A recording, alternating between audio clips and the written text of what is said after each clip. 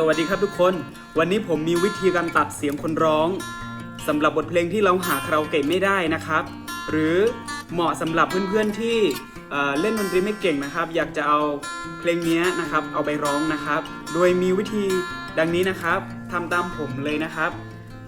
อันดับแรกนะครับทุกคนไปที่ Google Chrome นะครับเข้า Google Chrome แล้วนะครับให้พิมพ์คำว่า vocal remove นะครับโอเคทุกคนก็จะเห็นเรียงลำดับลงมานะครับดูนะ1 2 3 4 5นะครับซึ่งจะมีไอคอนนะครับเป็นสีเขียวๆนะครับให้ทุกคนนะครับคลิกแต่ที่เว็บนี้นะครับก็จะออกมาเป็นแบบนี้นะครับ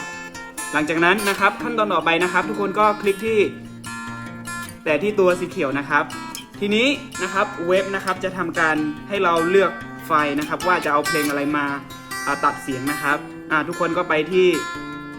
ไฟล์ของตัวเองนะครับแล้วก็เลือกเพลงที่ตัวเองดาวน์โหลดมาแล้วนะครับดูอย่างผมนะครับก็เลือกเพลงไปที่ไฟล์เสียงนะครับทุกคนนะครับก็จะเห็นเพลงนะครับที่ดาวน์โหลดไว้นะครับเลือกมา1เพลงนะครับแล้วก็กดคำว่าตกลงข้างล่างนะครับทีนี้เว็บก็จะประมวลผลนะครับแล้วก็ตัดเสียงให้เรานะครับรอสักครู่นะครับโอเคนะครับหลังจากที่เว็บประมวลผลให้เราแล้วนะครับก็จะออกมาหน้าแบบนี้นะครับให้ทุกคนนะครับกดที่ตัวสีเขียวนะครับตัวสีเขียวข้างล่างนะครับที่ขึ้นคำว่า DL นะครับแล้วก็ Music นะครับกดเลยนะครับทีนี้เว็บก็จะพาเราไปที่หน้าดาวน์โหลดนะครับตอนนี้กำลังดาวน์โหลดอยู่สังเกตดูข้างล่างนะครับดาวน์โหลดอยู่นะรอสักครู่นะครับโอเคนะครับหลังจากที่เว็บดาวน์โหลดให้เราเสร็จแล้วนะครับเพลงก็จะออกมาแบบนี้นะครับให้ทุกคนไปกดคำว่าเปิดนะครับตรงนี้นะเอากดเปิดนะครับแล้วก็จะออกมาเป็นแบบนี้ให้ทุกคนลองฟังดู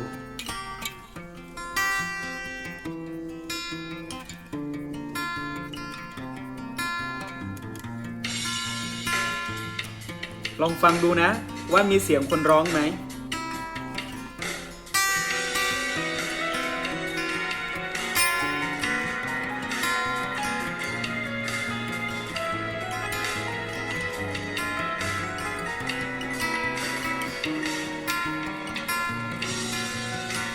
โอเคเป็นไงบ้างครับเพื่อนๆโอเค